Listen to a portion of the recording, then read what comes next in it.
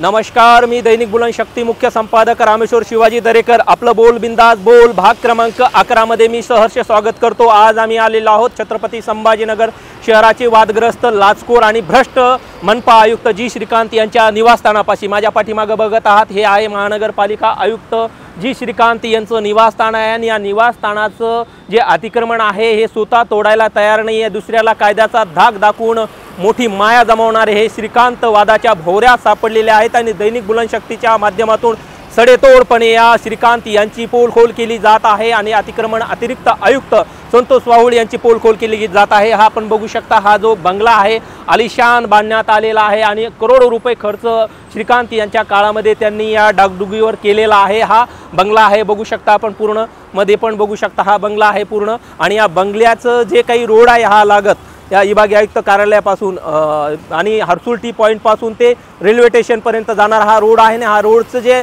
अंतर आहे 35 मीटरचं आहे. 17.5 मीटर अलीकडच्या साईडने आणि 17.5 मीटर पलीकडच्या साईडने. तर आपण बघणार आहोत कुठपर्यंत ही भिंत आहे, संरक्षण भिंत मनपा आयुक्त यांची ही संरक्षण भिंत आहे. इथपर्यंत किती आपण 17.5 मीटर म्हणजे जवळपास 58 फूट ही भिंत भरते का?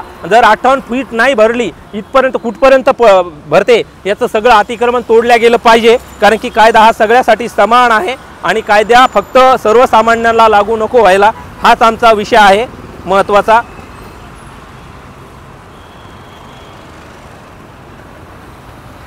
- 44 जा तिकडे जा.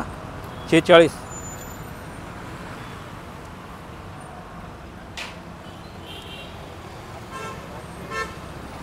असं जा बापू. नाही तिथपर्यंत पूर्ण बघितलेलं आहे. कुठपर्यंत हे अतिक्रमण आहे आपण दाखवणार आहोत. आणि सडेतोडपणे ही भूमिका दैनिक बुलनशक्तीने घेतलेली आहे. कुठपर्यंत 57, 58 एकदा बघू शकता आपण, दाखवू शकता हे 58 फूट आहे. इथपर्यंत महानगरपालिका आयुक्त जी श्रीकांत यांनी अतिक्रमण केलेले आहे. बघू शकता छत्रपती संभाजीनगरकरांनो. आणि उपमुख्यमंत्री एकनाथ शिंदे साहेब जे लोकांची घरं तोडायला निघालेली आहेत, मनपा आयुक्त त्यांचं हे निवासस्थान स्वतः इथं अतिक्रमणाच्या विळख्यात आहे. लोकांसांगे बर्मज्ञान आपण स्वतः कोरडे पाषाण असे हे मनपा आयुक्त आहेत. दैनिक बुलनशक्तीच्या बोल बिंदास बोल मध्ये आपण मनपा आयुक्त यांची पोलखोल केलेली आहे. स्वतः मनपा आयुक्त यांचा जो बंगला आहे हा निवासस्थान आहे, अतिक्रमणाच्या विळख्यात आहे. जिल्हाधिकारी दिलीप स्वामी, विभागीय आयुक्त असतील, मुख्यमंत्री देवेंद्र फडणवीस असतील, लोकांना कायद्याचे कडू पाडणारे हे मनपा आयुक्त स्वतःचा बंगला कधी पाडणार आहेत, स्वतःचं अतिक्रमण कधी काढणार आहे? स्वतःपासून सुरुवात करायला पाहिजे. आपण स्वतः खालचा अंधार तसा ठेवायचा आणि दुसराचा अंधार उजेडात आणण्यासाठी भूमिका घ्यायची. आपण वादग्रस्त अधिकारी आहात, आपण लाचखोर अधिकारी आहात, आपण भ्रष्टाचारी अधिकारी आहात. जिथं जिथं तुम्ही लातूर असेल, अकोला असेल आणि GST असल्यापासून काय काय भ्रष्टाचार केलेले आहे याचे विविध पुरावे दैनिक बुलनशक्तीकडे प्राप्त झालेले आहेत. आणि आपली पोलखोल आम्ही बिंदासपणे करत आहोत. सलग आम्ही आपल्या विरोधामध्ये 11 भाग बिंदासपणे प्रदर्शित केलेले आहेत. आणि आता आपण बघितलेला आहे महानगरपालिका आयुक्त जी श्रीकांत यांचा हा बंगला आहे. आमची व्हिडिओ शूटिंग या कर्मचाऱ्याच्या वतीने केली जात आहे. आम्ही घाबरणारे लोक नाही आहेत.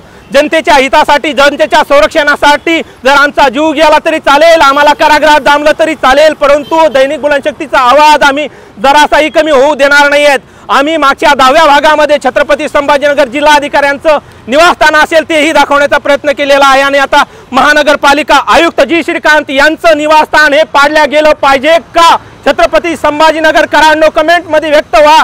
आणि खरोखरच हे कायद्याची जर पायमल्ली करत असेल तर कायदा हा सगळ्यासाठी समान आहे. भारतीय राज्यघटनेचे शिल्पकार महामानव डॉक्टर बाबासाहेब आंबेडकर यांनी आपल्याला संविधान बहाल केलेलं आहे.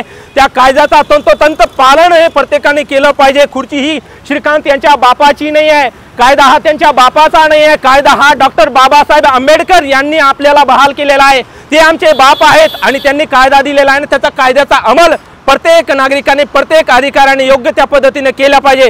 आजच्या बोल बिंदास बोल मध्ये छत्रपती संभाजीनगरकरांनो उघडा डोळे, पहा नीट आणि या आयुक्तांना करा ढीट अशी बोलण्याची वेळ आलेली आहे. आपण बघूया पुढे ही काय काय घडामोडी आहेत ते चालू असताना हे नागरिक जमलेले आहेत. आपण त्यांच्याशी थेट संवाद साधणार आहोत. महानगरपालिका आयुक्त यांचं अतिक्रमण आहे या बंगल्याचं, याबद्दल काय म्हणणं आहे आपलं? तोडण्यात यावे, लोकांचे तोडायले ते. बरं, काय आणखीन भूमिका आहेत भाऊ तुमच्या?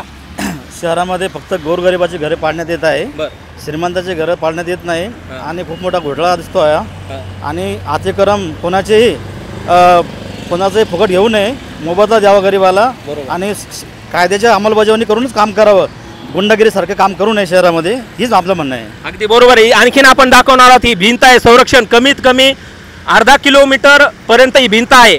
ही पूर्ण भिंत अतिक्रमणाच्या विळख्यात आहे. इथं नाही का अतिक्रमण झालेलं, हे नाही का पाडायचं.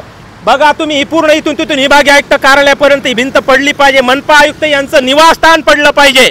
महत्वाचं त्यांना कळेल की आपल्या घराला वीट लावण्यासाठी इथं शासकीय निवासस्थान आहे.